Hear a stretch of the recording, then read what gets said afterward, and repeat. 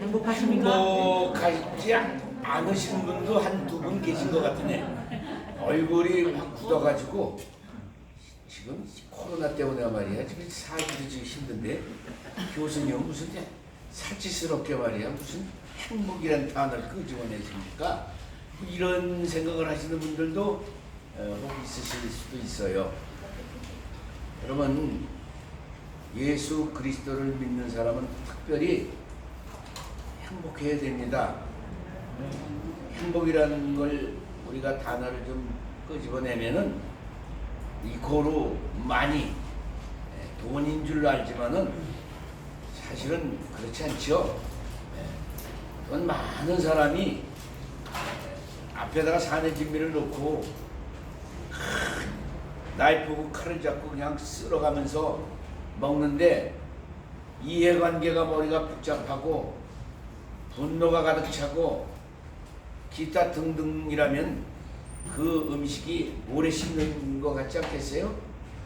그러나 비록 포장마차에서 제가 라오스에 가서 여행하면서 조그만 호텔 3층에서 내려다보면서 점심시간에 그 쌀국수 한 그릇을 우리나라 돈으로 한 1,500원에서 1,800원 되는데 그걸 먹으면서도 얼마나 행복한 얼굴들인지 제가 제 자신에게 반문을 해본 그런 추억이 있어요.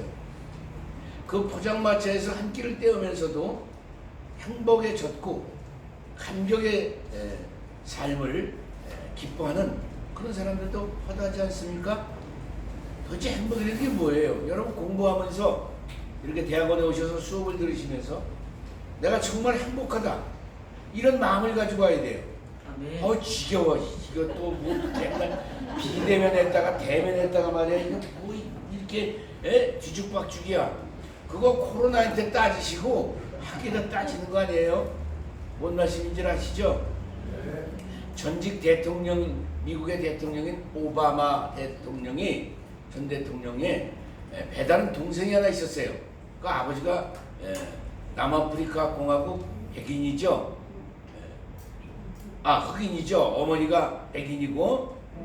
그런데 그 오바마 전 대통령의 배다른 동생은 그 당시에 저 중국 산둥성인가 스촨성인가 저 자세히 모르겠네. 거기에서 양꼬치 장사를 하고 있었어요. 그 자기 형이 대통령이 되니까 주변 사람들이 이야, 네 형이 대통령 됐으니까 넌 조금 있으면 넌 미국으로 가가지고 너 한 자리 크게 차지하겠다. 그랬어요. 부러워서. 근데 이 오바마 전 대통령의 동생이 뭐라고 얘기했느냐? 총색을 하면서 아니 우리 형이 대통령 되고 나하고 무슨 상관이 있어요? 나는요 오늘 이 양꼬치를 구워가지고 이 맛을 보기 위해서 오는 손님들이 맛있게 먹어주는 것이 나는 최고 행복입니다.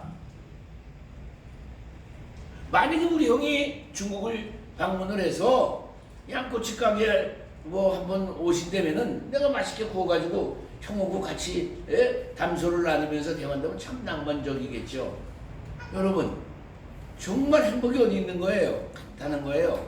자기가 인생을 살면서 목표를 세우고 그 목표에 열정을 갖고 최선을 다하고 그 가는 과정에 사소하고 소소한 행복한 부분들이 나타날 때 그것을 최소한도로 정말 최대한도로 만끽하면서 살아가는 것이 그게 참된 행복이다. 제가 토요일날 저희 교회도 비대면으로 하다가 대면 예배를 드려야 되겠다 전환을 하고 가는데 5시에 뭔 일이 있어서 제가 구룡역을 지하차도를 가는데 우리 집사님이 송현진 집사님이라고 전화가 왔어요. 목사님 전화를 못 받아서 죄송합니다. 내일 예배에 참석할게요. 예, 고맙습니다. 하는데 전화를 끊는 순간 이 가슴에서 확 뭉쳐 올라와. 감격이. 마치 구령역 지하차도에 사람이 없었어요. 선글라스는 썼지, 마스크는 했지, 눈물은 나오지 하면서 내 자신이 얼마나 행복한 존재인가.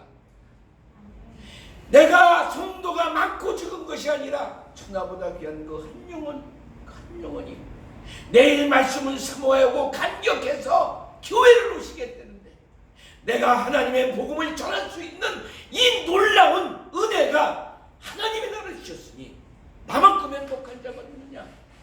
여러분, 신명기 33장, 제가 전수는 잘 모르겠어요. 18절인지 19절인지 모르겠어요. 이스라엘아, 너는 행복자로다. 여러분, 예수 믿는 사람이 얼마나 행복한 존재인지 아십니까? 코로나가 이 행복을 빼앗을 수 있습니까? 사망이 빼앗을 수 있겠습니까? 아니면은 가난, 재앙, 문제, 어려움, 고난, 이런 게 여러분 행복을 빼앗을 수 있습니까? 예수 그리스도 그 하나님이 인간의 몸을 입고 오셨어요. 여러분, 인간의 몸을 입고. 왜 하나님이 인간의 모습으로 오셨을까? 그 얘기는 제가 이따 강의 가운데 조금 말씀을 드릴게요. 행복하시기 바랍니다. 네. 그럼요. 대학원생들이야. 이 기가 어깨 쫙 피세요. 예? 이렇게 한번 쫙 피세요. 대단한 분들입니다. 여러분들은 앞으로 온 세계를 짊어지고 나아갈 우리 교단의 한국 교계의 큰 종들이 될 것이다. 저는 못했지만은 그게 어떤 사람이 가시적으로 보이는 그런 게 중요한 게 아니에요. 최선을 다하는 거. 최선을 다하는 거. 할렐루야. 그래서 저도 여러분들에게 이 강의를 할 수 있게 배려해 주신 위로는 하나님, 또 밑으로는 총장님, 또 처장님, 또 여러분들이 있음으로 인해서 이렇게 반가운 얼굴도 오래간만에 만난 분들도 있고, 정말 저는 행복합니다. 오늘 올 때 얼마나 마음이 설레는지 몰랐어요. 지난주에도 설렜고 아마 다음 주에도 설렐 거예요. 여러분들도 그런 설렘을 가지고 계단을 올라오십시오. 예, 어떤 전도사님이 나한테 올라오시느라고 힘들지 않으셨는데 저 하나도 힘 안 들었습니다. 얼마나 기쁘고 감격스러운지. 하루하루 순간순간을 여러분 이렇게 오는 세월을 두려워 말고, 어차피 우리는 한 번 죽는 것은 정한이지요. 우린 다 가요. 뭐 올 땐 순서대로 갔지만 갈 때 순서 있습니까? 뒤죽박죽 섞여서 막 가잖아요. 이 땅에 사는 동안 천국 가서도 마찬가지지만 우리는 행복한 존재다 하는 거 굳게 믿으시고, 이제부터 조금 좀 딱딱하죠? 왜? 제가 질문을 하려니까 지난주에 공부한 거, 지난주에 공부한 거 도대체 누구를 시킬지 난 잘 모르겠어요. 그것도 성령님이 눈을 마주치면은 뭐 그분 시키는 거지 뭐 어떡하겠어요? 자, 아주 간단합니다. 제가 뭐 여러분들에게 공포의 대상이 될 수 있겠어요? 행복을 빼앗을 수는 없죠. 아는 분이 대답만 하시면 됩니다. 우리 기독교 대한하나님의 성의 축약함은 기하성의 성경과는 무엇인가 하는 것을 아주 이렇게 한 단어로다가 한 줄로 누가 한번 얘기해 보세요. 유기적 완전 십자적 영감설. 맞습니까? 여러분들이 한번 얘기해 주세요. 맞아요, 틀려요? 예? 맞습니다. 박찬전 선생님 맞아요, 틀려요? 맞습니다. 맞죠? 지난주에 수업을 못 들으신 분이 있으시면은 굉장히 중요한 얘기를 말씀드린 겁니다. 5가지 영감설이 있는데 우리 교단은 유기적, 완전, 유기적, 축자, 축사, 축자, 이 자꾸 이름이 아주 단어가 헷갈리네요. 축자, 영감설. 축자라는 것은 여러분 그 교재 페이지 몇 페이지예요? 8페이지요? 38페이지. 38페이지 한번 보시기 바랍니다. 자, 오늘은 이제 우리 교단의 신론. 여러분 지금 사실은 조직신학을 공부하는 거예요. 이 교의학이라는 것은 조직신학을 말하는 것입니다. 그래서 오늘은 우리 교단은 하나님에 대해서 어떤 교리를 가지고 있는가.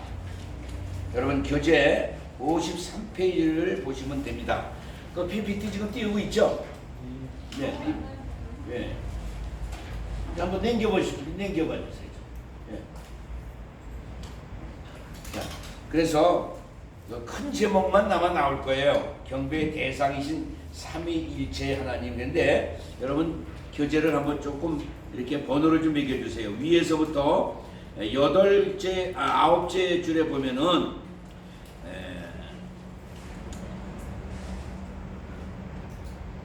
상응할 수 없는 고유한 하고 하나님만의 비공유적 속성들, 그걸 1번.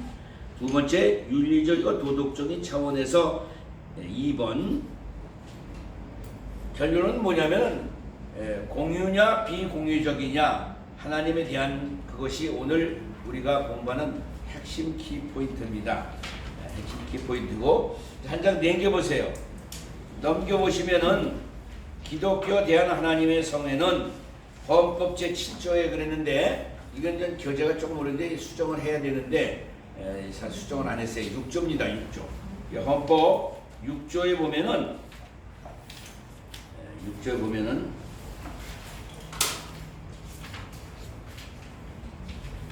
여러분 혹시 그 헌법책을 보시면은 2편에 보면은 5조에는 영감으로 된 성경관에 대해서 6조는 저 삼위일체 하나님에 대해서죠.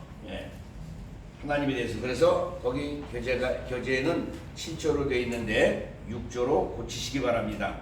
그래서 그 용어를 정확하게 거기 정의를 다 해놨죠.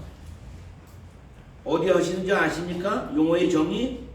네, 그래서 같이 한번 읽어봅시다. 시작. 우리는 삼위일체라는 용어가 구체적으로 성경에 표현되어 있지는 않으나 성경 전반에 걸쳐서 본체이신 한 분 하나님 안에 삼위일체로 존재하심을 밝히고 있음을 믿고 이것이 절대적으로 성경적인 것을 믿는다.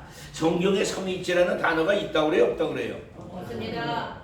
그러나 하나님이 삼위, 그 위격을 가지시고 사역하신 것에 따라서 명칭이 달라지는 것뿐이죠. 그렇죠? 그래서 이거는 인간의 이론에서 나온 것이지만은 이렇게 제가 말씀을 드리면 그저 도움을 주는 거, 이거는 그냥 인간의 이성에서 나온 거예요. 제가 저희 가정에서는 호칭이 어떻게 됩니까? 네? 남편이면서 아버지입니다. 아니면 남편이라고 아니지. 뭐 남편도 있지만은 보편적으로 집에서는 아버지죠, 아버지. 그렇죠? 네, 아버지죠. 네. 자, 학교에 왔습니다. 그럼 명칭이 어떻게 되나요? 네. 여러분들이 저한테 아버지 그러면은 곤란하죠. 네. 곤란하죠. 저는 엄청난 뒷조사를 해야 되겠죠. 네. 네. 제가 아브라함이라면 그 소리 들어도 돼요. 믿음의 조상이니까. 자, 교회를 갔습니다. 뭐라고 부릅니까? 네. 교회에서는 저를 목사님이라고 불러주죠. 왜 그렇습니까?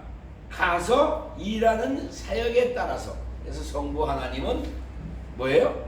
온 우주를 창조하셨죠. 성자 예수님은 뭐예요? 구속사역을 하셨죠. 보혜사 성령님은 뭐예요? 어떻게 해요? 우리를 어떻게 해요? 그리스도께로 인도하고 우리를 감동내주 교통해 하시고, 그렇죠? 이 땅에 사는 동안 보혜사가 되어주신다 하는 그런 사역에 따라서 명칭이 달라지는 거, 요렇게만 아시고, 자, 이제 그거는 지금 보는 대로 칭호, 성품, 일체 하나님 쭉 거기 여러분 일일이 그거 우리가 적을 게 없어요. 중요한 건 뭐냐면 하나님을 아는 지식입니다. 자, 56페이지를 보세요. 56페이지. 요한복음 14장 8절에서 9절에 보면은 제자들이 그렇게 물어봐요. 주여, 아버지를 우리에게 보여주십시오. 왜 이런 질문을 했느냐? 사실 하나님은 영이시기 때문에 우리 육신의 눈에 보이지를 않죠. 답답한 거예요. 여러분 우리도 그럴 때 있죠. 좀 하나님이 그냥 착 나타나셔가지고 내가 네가 믿는 하나님이다 이렇게 좀 신물을 보여주셨으면 얼마나 좋겠어요. 그런데 성경은 하나님은 영이시다 이렇게 정의를 내려주셨고 실제도 하나님은 영이시죠. 우리는 육신의 눈에 보이지가 않습니다. 예수님도 그 말씀하셨습니다. 나를 보고도 뭘 또 하나님 보여달라고 그랬냐? 무슨 얘기예요? 내가 이 구약시대 때는요 하나님에 대해서 오미하신 하나님이잖아요. 하나님 얼굴 뵌 사람 왜 봤다 보니까 그러니까 어떻게 해요? 산에 가서도 여호와여 고개도 못 들고 어마어마하신 정말 어떻게 사람의 언어로 표현할 수 없는 그 하나님, 다가올 수도 없고 만나뵐 수도 없는 그 하나님이 인간의 몸을 입고 오셔서 이 땅에 오신 거예요. 제자들의 손을 잡고 들판도 건너시고 광야도 걸으시고 길을 걸으시고 하늘을 쳐다봐라 저 공중에 나는 새를 보아라 들여 부르라 여러 가지 예를 들어주셨어요. 그랬다 예수님께서 사역을 마치시고 십자가에서 내가 다 이루었다 하시고 죽으시고 사흘 만에 부활 승천하시다. 그러면서 그 전에 많은 말씀을 제자들에게 하셨죠. 내가 가는 게 너희들한테 유익이다. 내가 가면 다른 보혜사가 오실 텐데 예수님도 보혜사십니다. 우리를 중보해 주시죠. 그가 너희들에게 생각나고 기억나게 하리라. 내가 가는 것이 오히려 너희들한테 유익이다. 제자들은 도무지 이해를 못했어요. 여러분 요한복음은 조금 영적인 예수 그리스도의 그 신적인 그런 모습을 표현하기 때문에 요한복음이 참 어떤 면에서 보면 난해한 것이죠. 난해한 성경이죠. 그 성령님이 오셔서 마가다락방에 오셔서 제자들에게 그 하나님의 영을 다 부어주시고 그리고 이제는 성령 세례를 받고 나서부터 어떻게 해요? 놀라운 변화가 일어났습니다. 그렇죠? 예수님은 육신으로 오셔서 그 유대와 이스라엘을 그 팔레스타인을 중심으로 그 지역적인 한정을 가지고 사역하셨지만은 성령님은 시공을 초월하신 분이시니까 지금 이 자리에도 와 계시고 오늘 여러분 안에도 쏙 들어오신 거예요. 쏙 들어오신 거예요. 그래서 어떻게 해요? 우리는 성령의 사람, 하나님의 신을 받은 사람들이다. 믿습니까? 네. 그래서 하나님을 아는 지식은 두 가지입니다. 신을 알기 위해서는 계시로 아는데 계시는 특별 계시가 있고 일반 계시가 있다. 자, 그 다음엔 뭐예요? 자연을 통해서, 이게 일반 계시죠. 자연을 통해서 여러분 바람 본 적이 있습니까? 요래같이 태풍이 또 이렇게 많이 부는 거는 전 살면서부터 처음이에요. 참말 희한한 일을 정말 경험해보지 못한 그런 걸 진짜 많이 말대로 말을 조심해야 되겠더라고. 말대로 되니까 분명히 바람이 불면은 분명히 흔들리는데 가랑잎이 날리고 쓰레기들이 다 한쪽으로 휩쓸리고 머리가 휘날리고 저는 저 하나님께 감사하는데 제가 이 바람이 불면은 본색이 드러납니다. 이 뒤에 최소한도 탁구대 한 3개 정도는 얹어서 탁구칠 여기 이렇게 마당이 있어요. 그런데 이발사를 제가 이발관을 한 군데만 한 45년을 다니니까 제 이거를 알아가지고 그걸 싹 이렇게 덮어주셨어요. 그래서 이 보셔도 잘 모르죠? 아주 하나님께 얼마나 감사한지 몰라요. 본색이 드러나요. 그런데 바람은 우리 눈에 안 보입니다. 그런데 실제합니까? 실제하지 않습니까? 실제하죠. 성령님은 바람같이 그렇게 우리 가운데 역사하시기도 하시죠. 그래서 자연을 통해서 우리가 여러분 신앙이 없었을 때는, 믿음이 안 들어왔을 때는 그러면 이게 다 우연이 된 거죠. 진화론자들이 얼마나 세뇌를 시켜놨는지 다 우연이 된 거다. 에? 우리 조상이 왼순이다. 뭐 이런 얘기들을 등등하지만 우리가 눈을 열고 성령으로 거듭나고 자연 만물을 보면 뭐예요? 야, 이게 다 하나님의 창조다. 성경이 믿어지기 시작하는 거예요. 성경이 믿어지기 시작하는 거예요. 따라서 오늘 여러분 간단합니다. 특별 계시는 하나님께서 열어주셔야 되는 거예요. 계시를 해주셔야 돼요. 그러면 우리가 자연을 통해서 이 신의 존재를 추구해나가는 것을 우리는 철학을 통해서 여기는 뭐예요? 여기는 하나님이 특별히 계시해 주시는 성경을 통해서 우리가 하나님이 우주 만물을 창조하시고 역사를 주관하시고 우리 개인의 모든 생사를 주관하시는 하나님이다 하는 것을 우리가 분별하게 되는 것이죠. 그래서 오늘 그 56페이지 밑에서 두 번째 보면은 세 번째, 우리가 자연을 통한 신지식을 말할 수 있는 가능성은 두 가지 이유인데, 하나는 첫째 뭐예요? 자연세계가 하나님의 직접적인 창조물이라는 것과 다른 하나는 성경의 가능성을 말하고 있다는 이유다. 그렇죠? 오늘 특별히 또 여기 2번 하나님을 아는 지식 있죠? 굵은 글씨로 거기 보면은 두 번째 줄에 첫 번째 두 가지 다른 길이 있는데 계시를 통한 지식과 요것도 계시를 통한 신지식입니다. 신자가 빠졌어요. 그 다음에 자연을 통한 신지식이다. 이 두 가지라는 거 오늘 여러분 꼭 참조하시기를 바랍니다. 자, 그러면 그리스도와 성경 계시를 통한 신지식인 이 특별 계시를 통해서 우리가 하나님에 대해서 알아가야 되는데, 계시란 무엇이냐?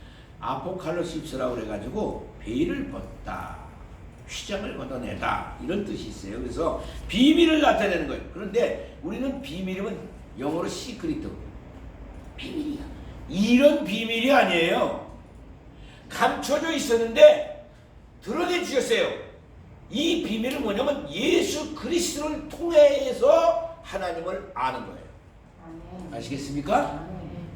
그러니까 어떻게 본다면은 믿지 않는 세상 사람들이 생각한다면 말 같은 얘기냐? 왜? 예수를 믿지 않으니까. 여러분 성경 전체가 뭐예요? 마스터 키가 누굽니까? 예수 그리스도예요. 구약은 오신 예수님에 대해서 이야기해 주신 거고, 신약은 뭐예요? 예수 그리스도께서 오신 거예요. 오신다, 오셨다. 그리고 또 한 가지는 뭐예요? 이제 제자들이 나가서 사역한 거예요. 사도행전. 그 다음에 여러분 서신서는 뭐예요? 그 제자들이 나가서 예수 그리스도의 복음을 전하면서 일어나는 사건들이 기록된 거예요. 그래서 성경 전체를 본다면 신약은 여러분 이 사도행전이 브릿지, 다리입니다. 복음서와 예수님의 사역과 그 다음에 제자들의 사역을 잇는 브릿지가 사도행전이다. 자, 여러분 이 비밀은 이 세계의 어떤 숨은 비밀을 뜻하는 것이 아니라 예수 그리스도 안에서 나타난 하나님을 말한다는 거 여러분 꼭 아시기 바랍니다. 그래서 철학적인 방법과 개념에 의해서 설명하려는 그런 시도도 있다 하는 것을 여러분 아셔야 돼요. 자, 이 중간 당락에 보면 여덟 번째 보면 신의 계시와 예수 그리스도에 관하여 가장 결정적으로 증거해 준 것이 사복음서 중에 하나인 요한복음이다. 여러분, 자, 복음서가 네 가지가 있죠. 다 여러분 뭐 이건 아주 기초적으로 우리가 뭐 기독교 개론이나 조직시다 개론이나 아니면 성경 공부를 할 때 아주 원론적인 걸 제가 여러분들한테 말씀드리는 겁니다. 복음서는 몇 개가 있다고요? 예. 네. 그런데 마태, 마가, 누가는 뭐라고 그랬죠? 공감하고. 그렇죠. 요한복음 뭐라고 그랬죠? 합쳐서 사복음서. 사복음서. 그렇죠? 그런데 이 요한복음이 참 중요해요. 왜냐하면 첫 번 1장 1절에 뭐라고 그랬어요? 태초에 하나님이 계시니 그 하나님 말씀이 계시니 그 말씀이 곧 하나님이다. 굉장한 선포예요. 어떻게 본다면 창세기의 1장에 나온 거 그대로 선포한 거예요. 예? 그 말씀이 곧 하나님인데 그 말씀이 육신이 되어서 우리 가운데 거하시니 은혜와 진리가 충만했다. 훌륭한 책이죠.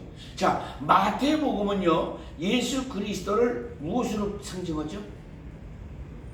마태복음은. 와. 그렇죠. 여러분 그 족보가 뭐예요? 이스라엘의 여러분 왕의 족보 아닙니까? 그렇죠? 그 마태복음 위에서부터 누가복음 어떻게 돼요? 밑에서부터. 그렇죠? 네. 상향 하향. 자, 그러면 자, 마가복음은 예수 그리스도를 무엇으로 상징하죠? 표현을? 아까 마태복음은 왕이라고 그랬어요. 그럼 마가복음은요? 반대로 생각하시면 돼요. 네? 종으로. 그렇죠. 종이죠. 종. 그래서 여러분 그 네 가지 짐승을 상징으로 나올 때에 그 첫 번째 마태복음은 사자복음이라고도 하잖아요. 그렇죠?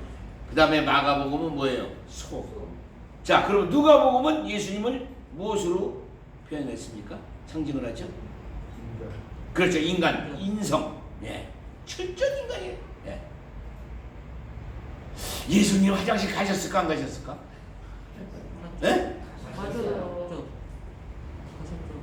안 보고 어떻게 알아? 인간이 오셨으니까. 예? 그건 하나님이시지만은 인간이 참인간이셨으니까요. 철저하게 이 참인간으로 오신 거예요. 우리하고 똑같이 오신 거예요. 그러나 우리하고 다른 게 하나 있죠. 제가 우리는 그렇죠. 굉장히 중요한 거예요. 동정녀 마리아의 몸을 통해서 그래서 원죄가 없으신 분이에요. 자, 그럼 이제 마지막 요한복음은 예수 그리스도를 어떻게 상징하죠? 신성을 상징하죠. 신성을.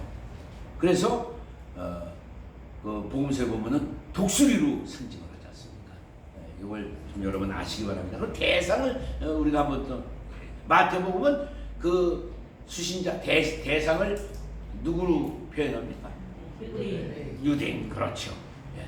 그러면 마가복음은 예? 이방 저방이에요? 예? 누구 같아요? 이거 잘 생각하셔야 돼요. 헬라.